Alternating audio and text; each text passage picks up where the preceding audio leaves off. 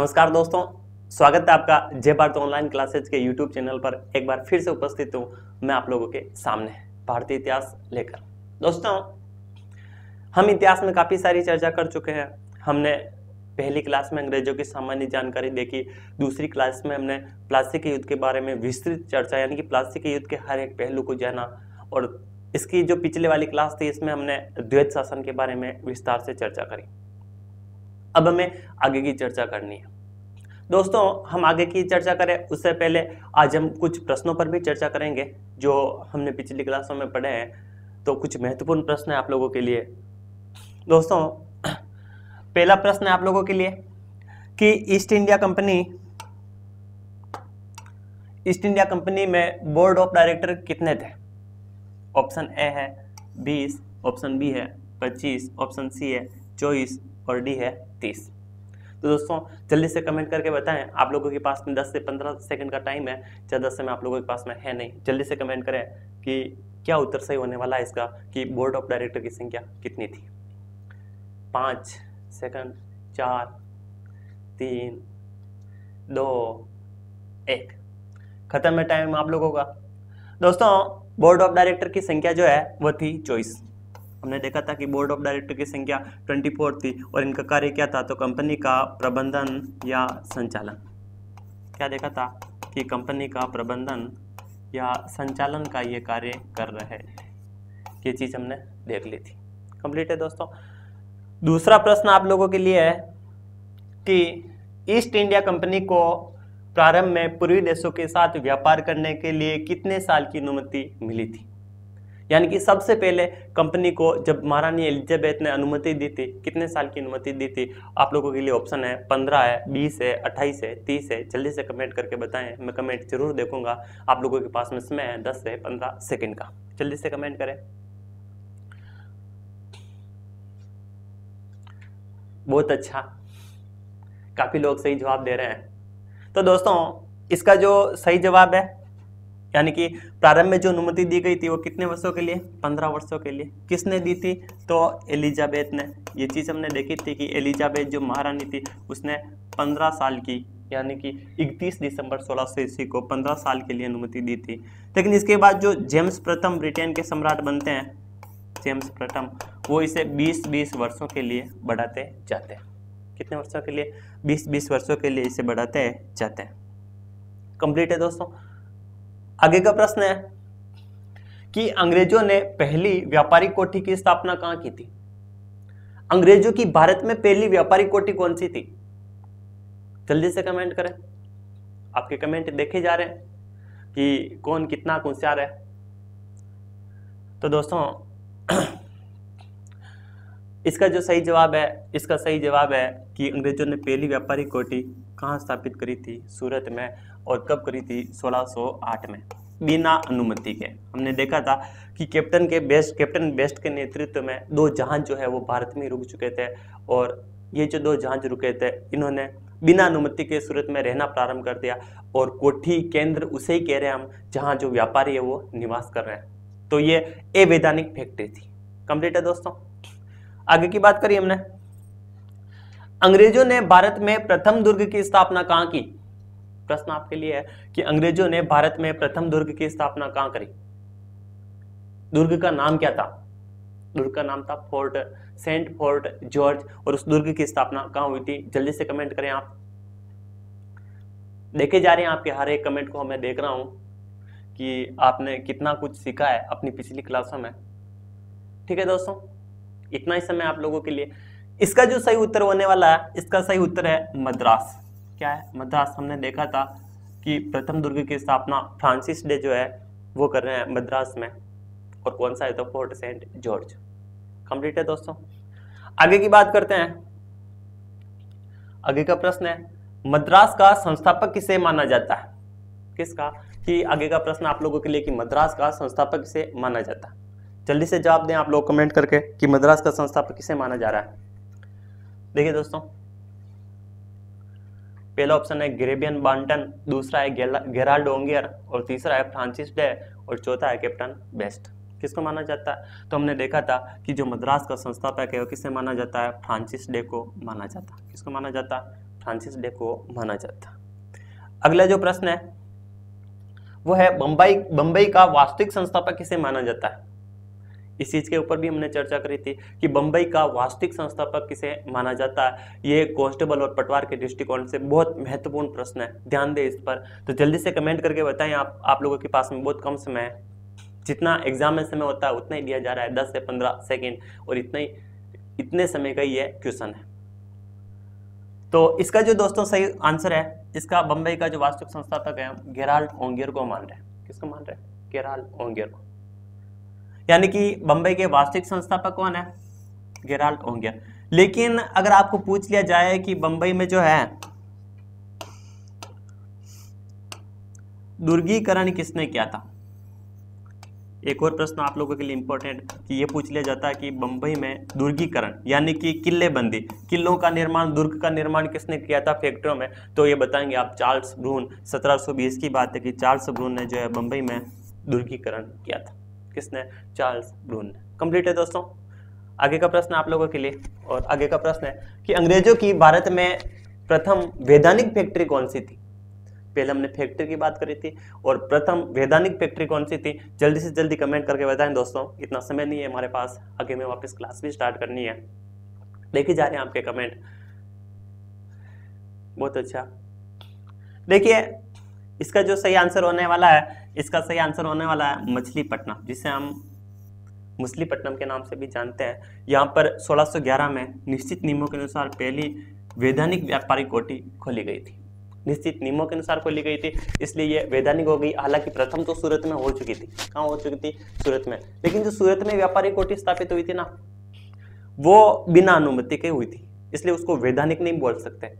उस फैक्ट्री को वैधानिकता 1613 में दी जा रही है। लेकिन अगर प्रथम वैधानिक फैक्ट्री की बात करें तो वो कौन सी होगी? मछलीपट्टनम होगी। कब होगी? 1611। तो दोस्तों आज के लिए इतने ही प्रश्न है, और अब हम हमारी क्लास के ऊपर चर्चा करते हैं। हम जो चर्चा कर रहे थे, हम पिछली क्लास में द्वैध शासन के बारे में देख रहे थे। किसके बारे में? द्वैध शासन के बारे में देख रहे थे। हमने पढ़ लिया था कि जो द्वैध शासन है उसकी स्थापना कब हुई थी? 1765 में। किसने करी थी? लॉर्ड क्लाइव ने। और समाप्त कब हुआ था? तो 1772 में, यानी कि 7 वर्षों तक रहा। किसने करी? समाप्त किसने किया? तो वारेन हेस्टिंग ने। वारेन हेस्टिंग ने क्या किया था? समाप्त। यानी कि जो द्वैध शासन है वो प्रारंभ कब हो रहा है? 1765 ईस्वी में, और समाप्त कब हो रहा है? 1772 ईस्वी में। प्रारंभ किसने किया था? लॉर्ड क्लाइव ने। और समाप्त किसने किया था? तो वारेन हेस्टिंग ने। और द्वैध शासन के बारे में हमने देखा था कि जो द्वैध शासन है उसको किसी ने अंग्रेजों का गुंडा राज कहा था। क्या कहा था? गुंडा राज। अब ये बात आप कमेंट करके बताएंगे कि द्वैध शासन को अंग्रेजों का गुंडा राज कौन कह रहा है, मैं देखूंगा जरूर। आगे की बात करते हैं दोस्तों, वारेन हेस्टिंग की अब हम बात करेंगे। किसकी? वारेन हेस्टिंग की। सबसे पहली बात आपको ध्यान रखनी है कि वारेन हेस्टिंग ने पंचशाला प्रणाली चलाई थी। कौन सी प्रणाली चलाई थी? पंचशाला प्रणाली चलाई थी। अब बोले पंचशाला प्रणाली क्या होती है? पहली बात तो आपको ध्यान रखनी है कि इसकी स्थापना 1772 में हुई, यानी कि 72 में। कब तक रहा? तो 1777 तक, यानी कि 77 तक, 5 सालों तक रही पंचशाला प्रणाली। होती क्या है? तो इसमें पिछले जो भी कुछ उत्पादन है किसान की जो पिछली आय है उसका औसत निकाला है, और औसत निकाल कर एक निश्चित राशि तय कर दी जाती है लगान के रूप में, जो आगे आने वाले 5 सालों तक आप लोगों को देनी है। चाहे लगान कम हो रहा है, चाहे उत्पादन कम हो रहा है, चाहे उत्पादन ज्यादा हो रहा है, लेकिन एक निश्चित राशि होगी और वही राशि आप लोगों को देनी है। इसके कॉन्सेप्ट पर हम जब स्थायी बंदोबस्त के बारे में इसके बाद बात करेंगे, चर्चा करेंगे, तो वहां पर आप इसका कॉन्सेप्ट समझेंगे, या वहां पर मैं इसके बारे में आपको बताने वाला। कंप्लीट है दोस्तों। तो पंचशाला प्रणाली लागू करी थी इसने, जिसके बारे में आगे भी हम चर्चा करेंगे। और लागू की थी इसने इजारेदारी प्रणाली। कौन सी? कि इसने इजारेदारी प्रणाली, या आप इसे बोल सकते हैं फॉर्मिंग सिस्टम। क्या बोलते हैं? फॉर्मिंग सिस्टम, किसको इजारेदारी प्रणाली बोल रहे हैं या फॉर्मिंग सिस्टम बोल रहे हैं। अब सवाल यह है कि ये इजारेदारी प्रणाली होती क्या है, फॉर्मिंग सिस्टम होता क्या है। तो दोस्तों इसमें क्या होता है, जो कर वसूलने का कार्य है ना, जो कर वसूलने का या राजस्व वसूलने का कार्य ऊंची बोली लगाने वाले व्यक्ति को दिया जाता है। ऊंची बोली लगाने वाले को दिया जाता है। कंप्लीट है दोस्तों। कैसे, तो पंचशाला प्रणाली से पहले या वारेन हेस्टिंग से पहले जो क्लाइव थे उन्होंने द्वैध शासन लागू किया था, जिसके बारे में अभी हमने चर्चा करी। द्वैध शासन जिसमें हमने देखा कि अंग्रेजों ने किसानों से लगान वसूलने के लिए एक व्यक्ति को नियुक्त किया, जिसे हम नायब दीवान कह रहे हैं। लगान वसूलने के लिए वो किसको कर रहे हैं, एक व्यक्ति को, नायब दीवान को नियुक्त कर रहे हैं। क्या कर रहे हैं, नियुक्त यानी उसका चयन कर रहे हैं। लेकिन अब सिस्टम चेंज कर दिया। अब इन्होंने क्या किया कि अब इन्होंने राजस्व वसूलने के लिए, लगान वसूलने के लिए जो आदमी होगा या जो जमींदार होगा वो कौन बनेगा, जो ऊंची बोली लगाएगा। यानी कि जमींदारी की नीलामी की जाएगी और जो ऊंची बोली लगाएगा उसे क्या बना दिया जाएगा, यानी कि जमींदार बना दिया जाएगा और राजस्व वसूलने का क्या दिया जाएगा, कार्य। कंप्लीट है दोस्तों। तो ये थी इजारेदारी प्रणाली या फॉर्मिंग सिस्टम। कंप्लीट है। यहां से कुछ महत्वपूर्ण प्रश्न बनते हैं, जैसे कि द्वैध शासन को प्रारंभ किसने किया, क्लाइव ने। समाप्त किसने किया, वारेन हेस्टिंग ने। पंचशाला प्रणाली किसने प्रारंभ करी, तो अपने वारेन हेस्टिंग ने। कब से कब तक, 1772 से 77 तक, 77 तक। इजारेदारी प्रणाली या फॉर्मिंग सिस्टम किसने लागू किया, तो वारेन हेस्टिंग ने। होता क्या है, तो कर वसूलने का जो कार्य है वो ऊंची बोली लगाने वाले को दिया जाता है। कंप्लीट है। आगे की बात करते हैं। अब आगे में बात करनी है लॉर्ड कॉर्नवालिस की। आगे जाकर लॉर्ड कॉर्नवालिस जो है वो बंगाल के गवर्नर जनरल बन रहे हैं। कॉर्नवालिस ने क्या किया, तो इन्होंने काम किया कि इन्होंने 1786 में, कब, 1786 में, 86 में एक रेवेन्यू बोर्ड की स्थापना करी। इसकी स्थापना करी, रेवेन्यू बोर्ड की स्थापना करी। अब बोले रेवेन्यू बोर्ड क्या होता है, किस लिए इसकी स्थापना की जा रही है, तो अंग्रेज जो है वो क्या है, इस जो राजस्व प्रणाली है, जो इनकी कर वसूलने की प्रणाली है, इसको कुछ प्रभावी बनाना चाहते हैं। क्योंकि इस समय क्या हो रहा है कि जो बीच में जमींदार है, जो अंग्रेज राशि तय करते हैं, उनसे ज्यादा लगान वसूल रहा है किसानों से, और अंग्रेजों को जो राशि तय है वो देनी पड़ रही है और बाकी जो बीच में रख रहा है। पहला तो ये।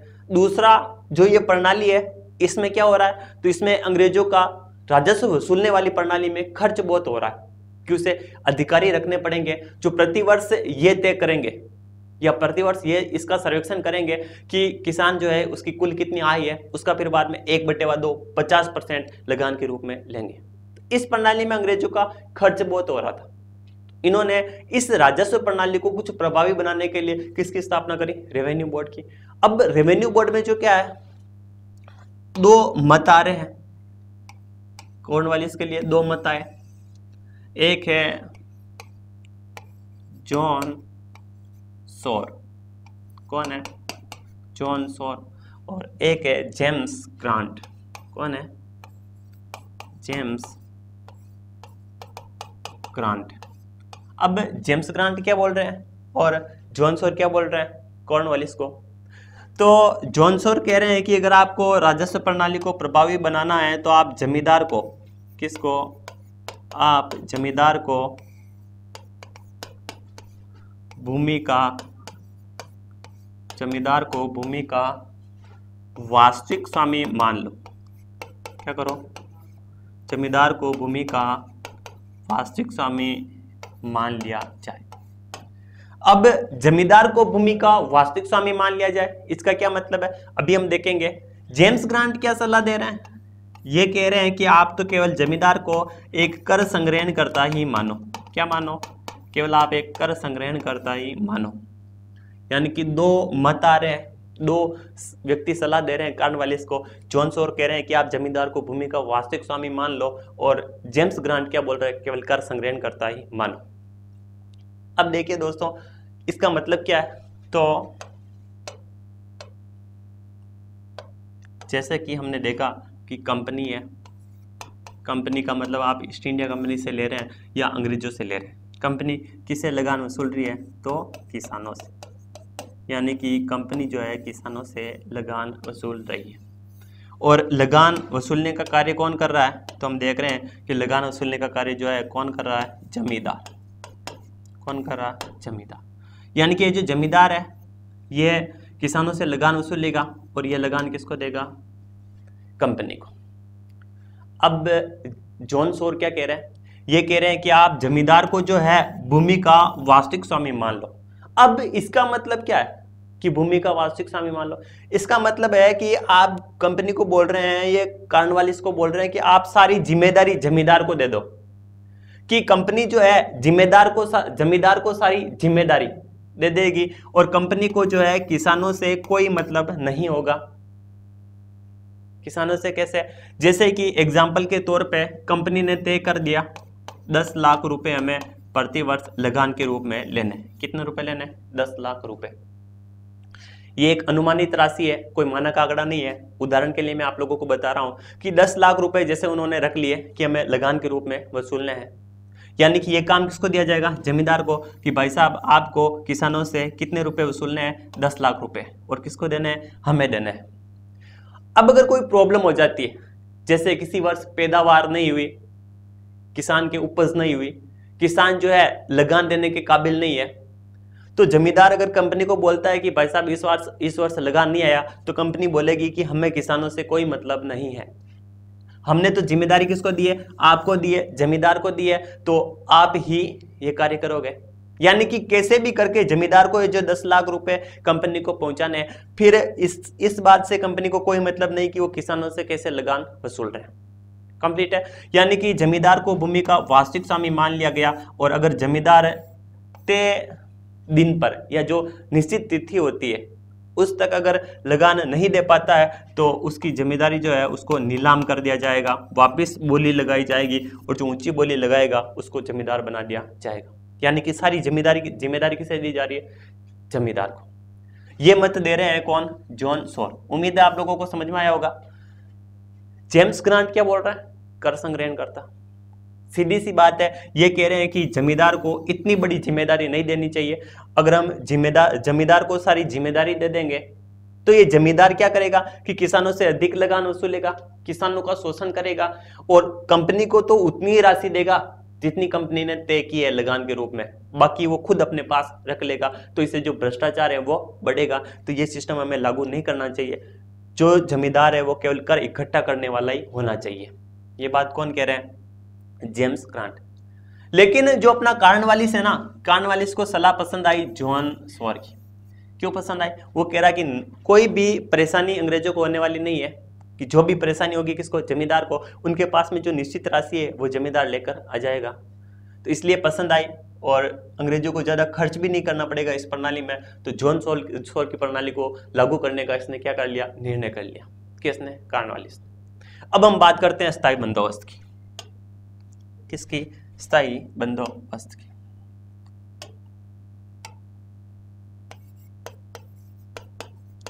स्थायी बंदोबस्त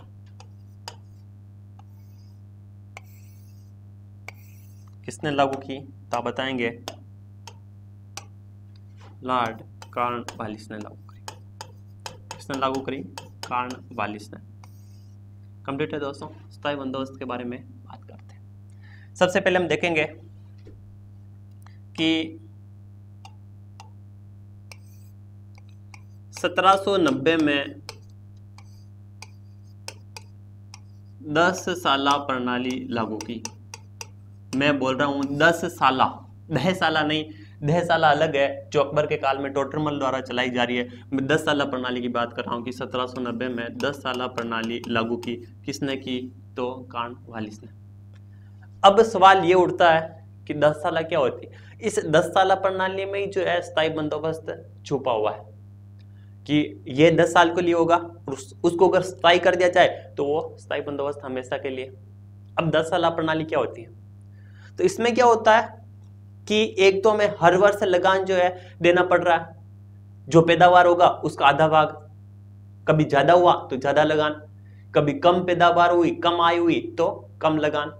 लेकिन ये कह रहे हैं कि पिछले साल का जो कुछ उत्पादन है, कुछ आय है, उसका हम औसत निकाल लें और 10 सालों तक एक निश्चित राशि तय कर दे जो किसानों को देनी पड़ेगी, चाहे पैदावार ज्यादा हो रही है चाहे कम हो रही है, उससे कंपनी को कोई मतलब नहीं होगा। वो जो निश्चित आंकड़ा है, निश्चित राशि है, वो किसानों को देनी पड़ेगी। कैसे, समझिए। जैसे कि एग्जाम्पल के तौर पे अभी हम बात करें तो ये जो वर्ष है 1790, कौन सा है? 1790। तो 1785, 86, 87 और 89, ठीक है, और सॉरी 88 और 89 कंप्लीट है। जैसे कि पिछले 5 वर्ष है, 1790 की हम बात करें तो माना कि उससे 5 वर्ष पहले। अब हम किसी एक किसान की बात करते हैं। जैसे कोई एक किसान है जिसने 1785 में 1000 रुपये कमाए खेती से, कंप्लीट है दोस्तों। उसने 1786 में 900 रुपये कमाए, 87 में 1100 रुपये कमाए, 88 में 1200 रुपये कमाए, 89 में 800 रुपये कमाए। ये पिछले 5 वर्षों की हम किसान की आय देख रहे हैं, अनुमानित है। उदाहरण के लिए मैं आपको बता रहा हूं। अब क्या करेंगे ये करेंगे कि इन पिछले कुछ वर्षों का औसत निकालेंगे। क्या निकालेंगे? औसत। औसत कैसे निकाला जाता है? तो औसत जो टोटल है, जैसे कि टोटल हम इसको देखें तो इनको अगर हम ऐड करेंगे, जोड़ेंगे तो टोटल कितने आ रहे हैं? 5000। और 5 सालों की बात हो रही तो 5 का अगर हम भाग देंगे तो कितना आ जाएगा? 1000। यानी कि औसत निकाले तो लगभग किसान जो है प्रति वर्ष 1000 रुपये कमा रहा। अब इन्होंने औसत निकाल लिया। अब उस समय लगान के रूप में कितने रुपए ले रहे हैं? तो हम देख रहे हैं कि लगान के रूप में ये 1/2 या 50% ले रहे हैं। आय का 1/2 या 50% है जो लगान के रूप में ले रहे हैं। अगर हम 1000 का आधा भाग यानी कि 50% निकालें तो कितनी आती है राशि? तो आप सब जानते हैं कि राशि कितनी आएगी? 500 रुपये। यानी कि 500 रुपये लगान के रूप में वसूलेंगे।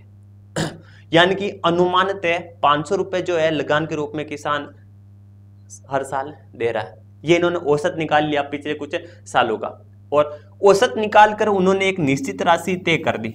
जैसे कि यहाँ पर 500 रुपये की एक निश्चित राशि तय कर दी जो उसे आगे आने वाले 10 सालों तक, नाम में से ही पता चल रहा है 10 साल है, यानी कि आगे आने वाले 10 सालों तक उसे क्या करनी पड़ेगी? देनी पड़ेगी। चाहे कितना भी उत्पादन हो, चाहे अगर 1200 रुपये की कमाई कर रहा है, चाहे 1000 रुपये की कमाई कर रहा है, चाहे 800 रुपये की कमाई कर रहा है, किसान किसी भी वर्ष कितने भी रुपए की कमाई कर रहा है, लेकिन एक निश्चित राशि तय कर दी जाएगी। कितनी? 500 रुपये औसत निकाल कर जो राशि तय की जाएगी वो उसे हर साल देनी है। अब इससे किसानों का शोषण हो रहा है। कैसे शोषण हो रहा है? चलो ठीक है कि कभी 1200 रुपये की कमाई हुई या कभी 1100 रुपये किसान ने कमाए तो उस वर्ष तो वो जो है आसानी से ये जो राशि ये चुका देगा। लेकिन किसी वर्ष जो है बरसात नहीं हुई या किसान जो आय है नहीं कमा पाया, तो किसी वर्ष जैसे उसने साल के 700 रुपये कमाए तो उसमें से वो 500 रुपये कैसे देगा? इससे भी कम आय हुई उसकी तो वो ये राशि कैसे चुकाएगा लगान के रूप में? ये एक सिस्टम गड़बड़ था कहे हम तो इससे किसानों का क्या हो रहा था? आर्थिक शोषण। समझ चुके आप इस बात को? तो औसत निकाल के क्या तय कर दी? एक निश्चित राशि, जो हमने एक उदाहरण देखा, आप समझे होंगे इस बात को, उम्मीद है। अब देखिए इससे पहले ये सिस्टम नहीं था। 10 साल प्रणाली से पहले 1 वर्षीय लगान का सिस्टम था, 1 वर्षीय राजस्व का सिस्टम था। उसमें क्या था कि उसमें जैसे किसान ने 1805 में 1000 रुपये कमाए तो किसान अंग्रेज जो 500 रुपये लगान के रूप में लेंगे। 900 रुपये कमाए तो 450 रुपये लगान के रूप में लेंगे। 1100 कमाए तो उसका आधा 550 लगान के रूप में लेंगे, 1200 कमाए तो 600 रुपये लगान के रूप में लेंगे, 800 के 400 रुपये लगान के रूप में लेंगे। यानी कि प्रतिवर्ष जो कमा रहा है उसका लगान आधा लिया जाएगा। लेकिन इस प्रणाली के आते ये सब बदल दिया गया। अब औसत निकालकर पिछले सालों का एक निश्चित राशि तय की जो उसे लगान के रूप में देनी पड़ेगी। कंप्लीट है दोस्तों। 10 साल प्रणाली कब लागू हुई तो आप बताएंगे 1790 में। इंपॉर्टेंट है, पूछा गया क्वेश्चन है, ध्यान रखें। फिर इसने जब लागू किया तो इसने कहा कि जब बोर्ड ऑफ डायरेक्टर की स्वीकृति मिल जाएगी, किसकी? बोर्ड ऑफ डायरेक्टर की स्वीकृति मिल जाएगी तो हम जो ये 10 साल प्रणाली है इसे स्थायी बंदोबस्त के रूप में लागू कर देंगे। यानी कि इसे हमेशा के लिए स्थायी कर देंगे ये व्यवस्था, यानी हमेशा के लिए एक निश्चित राशि तय कर देंगे सर्वेक्षण करके भूमि का, और जो उसकी सीमाएं हैं उसका सर्वेक्षण करके जो किसान को हर साल देनी है।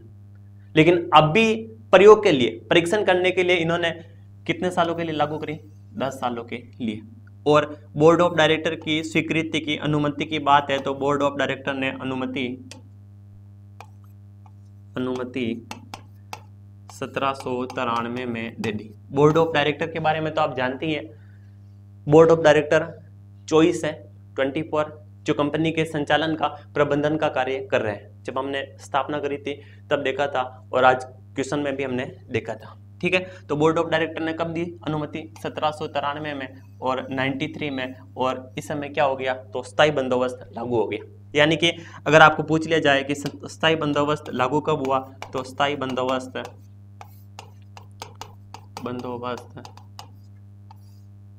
1793 में लागू हुआ। क्या हुआ? लागू। कंप्लीट है दोस्तों। अब कुछ स्थायी बंदोबस्त से संबंधित हम मुख्य फैक्ट देख लेते हैं। इसमें सिस्टम क्या है तो सबसे पहले तो जमींदार को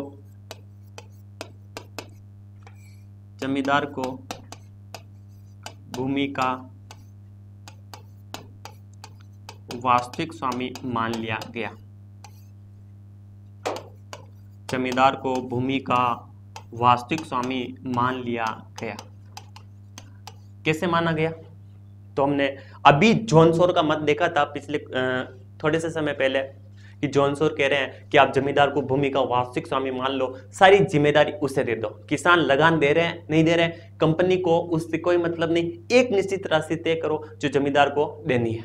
कैसे भी नहीं देता तो उसे पद से हटा दो, उसकी जिम्मेदारी को क्या कर दो? नीलाम। कंप्लीट है। तो जमींदार को भूमि का वास्तविक स्वामी मान लिया गया, यानी कि जॉन सोर के मत को स्वीकार किया कॉर्नवालिस ने। दूसरा, पिछले कुछ सालों का औसत निकालकर, पिछले कुछ सालों का औसत निकालकर एक निश्चित राशि तय की, एक निश्चित राशि तय की जो प्रतिवर्ष जमींदार को अदा करनी है या देनी है। समझे आप? जैसा कि आपने देखा कि पिछले कुछ सालों का औसत निकाला, जैसे कि अभी हमने निकाला 500 रुपये अनुमानित था, ठीक है, वैसे ही पिछले कुछ सालों का औसत निकाला और एक निश्चित राशि लगान के रूप में तय कर दी जो किसको देनी है? जमींदार को किसानों से वसूल कर देनी है। कंप्लीट है दोस्तों। दूसरा, अगला पॉइंट है लगान का 1/11 जो 11 भाग है जमींदार का होगा। किसका होगा? जमींदार का। तथा 10/11 भाग कंपनी का होगा, यानी कि ईस्ट इंडिया कंपनी का होगा। समझे आप? यानी कि जो भी लगान वसूली जाएगी उसका 1/11 भाग है वो किसका होगा? जमींदार का, और 10/11 भाग किसका होगा? कंपनी का।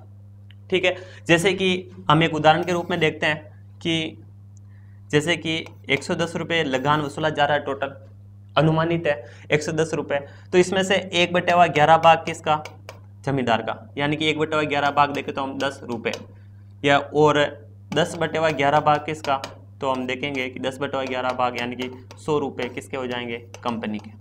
समझ गए आप। इस प्रकार ये जो लगान व्यवस्था है ये निर्धारित की गई कि जो लगान वसूल रहे हैं उसका 1/11 भाग किसका रहेगा, जमींदार का, और 10/11 भाग किसका रहेगा, कंपनी का। लेकिन यहाँ पर क्या है कि किसानों का बहुत शोषण हुआ। इस स्थायी बंदोबस्त में जो किसान है वो किसान काफी परेशान हुए। कैसे, दो कारणों से। पहला तो हमने देखा कि आपने एक निश्चित राशि तय कर दी, जैसे कि हमने देखा कि 500 रुपये, तो जिस वर्ष किसान आय कमा पा रहा है, अच्छी पैदावार हो रही है, उस वर्ष तो चुका देगा। लेकिन किसी वर्ष अगर किसी कारणवश काल पड़ जाता है, बरसात नहीं होती है, पैदावार नहीं होती है, तो किसान क्या करेगा, तो 500 रुपये कहाँ से चुकाएगा, तो उसे अपनी जमीनें जो है गिरवी रखनी पड़ेगी जमींदार के पास, महाजनों के पास, और फिर बाद में लगान चुकाना पड़ेगा। तो जो किसान है वो कर्ज में डूबने लगा। कंप्लीट है। दूसरी क्या है कि कंपनी ने क्या तय किया, कंपनी ने क्या किया कि जमींदार को भूमि का वास्तविक स्वामी बना दिया कि आप कैसे भी वसूलो लेकिन हमें तो एक राशि चाहिए जो हमने तय की है। तो जमींदार, अब अगर आपको पूछ लिया जाए कि उस समय अंग्रेजों ने कितनी राशि तय करी थी, तो लगभग 3,75,00,000 यानी कि 4 करोड़ के लगभग अंग्रेजों ने, कंपनी ने लगान तय किया था। लेकिन जो जमींदार थे वो किसानों से लगभग 13 करोड़ रुपए वसूल रहे थे। कितने वसूल रहे थे, 13 करोड़ रुपए। ये उस समय की बात है कि 3,75,00,000 रुपए तो कंपनी ने तय किए लगान के लिए, लेकिन बीच में जमींदार कितना किसानों का शोषण कर रहे हैं कि वो भाई साहब किसानों से कितने वसूल रहे हैं, 13 करोड़ रुपए। जो जमींदार थे वो माला माल हो गए और जो किसान थे वो कर्ज में डूब गए। ये व्यवस्था किसानों के लिए एक कहे तो हम मुख्य आफत बनकर आई। कंप्लीट है दोस्तों। अब देखिए हमें एक देखना है, ये तो स्थायी बंदोबस्त है जिसके बारे में हमने विस्तृत तरीके से बात करी कि स्थायी बंदोबस्त होता क्या है। अब हमें आगे देखना है कानून के रूप में सूर्यास्त कानून, नाम तो सुना ही होगा आपने, सूर्यास्त कानून। कि सूर्यास्त कानून क्या होता है। सूर्यास्त कानून में क्या होता है दोस्तों, 1794 में आ रहा है सूर्यास्त कानून। इसमें क्या होता है कि निर्धारित तिथि के सूर्यास्त तक, निर्धारित तिथि के सूर्यास्त तक जमींदार लगान नहीं दे पाता है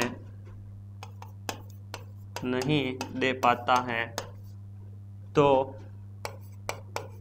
उसकी जमींदारी को नीलाम कर दिया जाएगा।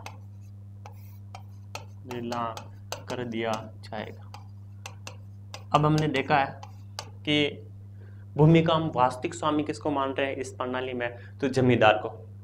अब अंग्रेज क्या है कि एक तिथि तय कर लेंगे साल की, जैसे कि उन्होंने तय कर लिया कि 1 जनवरी, और 1 जनवरी के सूर्यास्त से पहले, यानी कि 1 जनवरी का जब 1 जनवरी की शाम होगी, सूर्यास्त होगा, उससे पहले जो अपना जमींदार है उसको कंपनी को क्या देना है, लगान। और अगर वो जो निर्धारित तिथि है उसके सूर्यास्त तक अगर किसान जो है, जब जमींदार जो है वो कंपनी को लगान नहीं दे पाता है तो उसकी जिम्मेदारी को क्या कर दिया जाएगा, नीलाम, वापस बोली लगाई जाएगी। और जो ऊंची बोली लगाएगा उस व्यक्ति को वापस क्या बना दिया जाएगा, जमींदार बना दिया जाएगा, और राजस्व वसूलने का क्या दे दिया जाएगा, कार्य। ठीक है, तो ये था सूर्यास्त कानून जो कब आया, 1794 में। अब हमें ये देखना है कि ये जो प्रणाली है स्थायी बंदोबस्त, ये लागू कहाँ हुई। तो सबसे पहले तो आपको ये ध्यान रखना है कि ये ब्रिटिश भारत के 19% यानी कि 19%, 19% क्षेत्र पर लागू हुई। ब्रिटिश भारत के 19% क्षेत्र पर लागू हुई। 3 प्रणाली हम पढ़ेंगे, स्थायी बंदोबस्त, रैयतवाड़ी, महालवाड़ी। सबसे कम कौन सी प्रणाली लागू है सबसे कम भाग पर? तो अपनी स्थायी बंदोबस्ती है। और सबसे ज्यादा भाग पर तो अपनी रेतवाड़ी है, लगभग 51%, यानी कि 51% भाग पर लागू थी। कंप्लीट है दोस्तों। प्रमुख क्षेत्र कौन कौन से हैं? तो प्रमुख क्षेत्र तो ये तीनों हैं, बंगाल, बिहार और उड़ीसा, इन तीनों में लागू हुई थी। इसके अलावा कुछ छोटे क्षेत्र तो यूपी के, उत्तर प्रदेश के 2 जिले हैं, गाजीपुर और वाराणसी। कौन कौन से? गाजीपुर और वाराणसी। पूरा उत्तर प्रदेश नहीं है, उत्तर प्रदेश को उस समय संयुक्त प्रांत बोला जा रहा है। जो संयुक्त प्रांत है वो हालांकि रेतवाड़ी प्रणाली में आ रहा है, लेकिन केवल 2 जिलों की हम बात करें, गाजीपुर और वाराणसी की, सॉरी वो मालवाड़ी प्रणाली में आ रहा है, लेकिन केवल 2 जिलों की बात करें, गाजीपुर और वाराणसी की, तो इन दोनों जिलों में स्थायी बंदोबस्त लागू किया गया था। और ये जो कर्नाटक का उत्तरी भाग है, यहाँ पर भी क्या लागू किया गया था? स्थायी बंदोबस्त। और ब्रिटिश भारत, जो उसमें अंग्रेजों का भारत पर अधिकार था, उसके 19% क्षेत्र पर, 19% क्षेत्र पर क्या लागू हुआ? स्थायी बंदोबस्त। तो दोस्तों आज की क्लासों में हमने चर्चा कर ली। सबसे पहले कुछ प्रश्न देखे थे और उसके बाद में हमने देखा था कि द्वैत शासन समाप्त किसने किया? वॉरेन हेस्टिंग ने। उसने एक प्रणाली चलाई थी, पंचशाला प्रणाली, स्थायी बंदोबस्त, यानी कि वो प्रणाली जिस प्रकार 10 सालों तक उन्होंने एक राशि तय की, उसी प्रकार यहाँ पर 5 सालों तक एक राशि तय की गई थी, इसलिए पंचशाला प्रणाली बोला जा रहा है। हमने देखा इजारेदारी प्रणाली के बारे में, फॉर्मिंग सिस्टम के बारे में। इसमें क्या होता है? तो कर वसूलने का कार्य जो ऊंची बोली लगाता है उसको दे दिया जाता है। फिर कॉर्नवालिस जो है वो गवर्नर जनरल बन रहे हैं और उन्होंने 1786 में रेवेन्यू बोर्ड की स्थापना करी। किसकी? रेवेन्यू बोर्ड की, जिसमें 2 व्यक्तियों के मत आए, जॉन शोर का और जेम्स ग्रांट का। जॉन शोर क्या कह रहे हैं? जॉन शोर कह रहे हैं कि जमींदार को भूमि का वास्तविक स्वामी मान लिया जाए, उसे सारी जिम्मेदारी दे दी जाए। जेम्स ग्रांट बोल रहे हैं कि ऐसा कुछ नहीं करना है, केवल कर इकट्ठा करने वाला ही रखना है, जिसे हम जब चाहे तब हटा सकते हैं। आगे की बात करें, स्थायी बंदोबस्त की बात करी, सबसे पहले 10 साला प्रणाली लागू की गई। और 10 साला प्रणाली क्या थी? तो हमने देखा कि पिछले कुछ सालों का औसत निकालकर एक निश्चित राशि तय कर दी गई जो 10 सालों तक देनी है लगान के रूप में। लेकिन जब लागू किया था तो कहा था कि जब इसे बोर्ड ऑफ डायरेक्टर की स्वीकृति मिल जाएगी तो इसे हम स्थायी बंदोबस्त के रूप में लागू कर देंगे। और बोर्ड ऑफ डायरेक्टर की स्वीकृति मिल गई, कब मिली? तो 1793 में, और 1793 में स्थायी बंदोबस्त को लागू कर दिया गया। कंप्लीट है दोस्तों। इसमें क्या होता है? तो इसमें 3 चीजें देखी हमने। जमींदार को भूमि का वास्तविक स्वामी मान लिया गया, पिछले कुछ सालों का औसत निकाला गया और एक निश्चित राशि तय की गई जो प्रतिवर्ष किसको देनी है? जमींदार को। और लगान का जो 1/11 भाग है वो किसका होगा? जमींदार का। और जो 10/11 भाग है वो किसका होगा? कंपनी का। कंपनी ने लगान तय किया था 3,75,00,000 रुपए, लेकिन जो ये जमींदार थे किसानों से 13 करोड़ रुपए वसूल रहे थे। इतना शोषण हो रहा था किसानों का। सूर्यास्त कानून क्या है? तो एक जो अंग्रेज कंपनी एक निर्धारित तिथि तय कर रहे हैं जहां तक उसे जमींदार को लगान देना है, अगर जमींदार लगान नहीं दे पाता है तो उसकी जमींदारी को क्या कर दिया जाएगा? नीलाम। फिर हमने क्षेत्र देखा कि लगभग ब्रिटिश भारत के 19% यानी कि 19% क्षेत्र पर कौन सी प्रणाली है? तो स्थायी बंदोबस्त प्रणाली है। प्रमुख क्षेत्र बिहार, बंगाल, उड़ीसा और यूपी के गाजीपुर और वाराणसी जिले और उत्तरी कर्नाटक में ये जो है प्रणाली लागू की गई। कंप्लीट है दोस्तों। आज की चर्चा को हम यहीं विराम देंगे। कल हम रेतवाड़ी प्रणाली और मालवाड़ी प्रणाली के ऊपर चर्चा करेंगे। तो दोस्तों आज के लिए इतना ही। पढ़ते रहें, स्वस्थ रहें, घर पर रहें। तब तक के लिए नमस्कार। जय हिंद, जय भारत।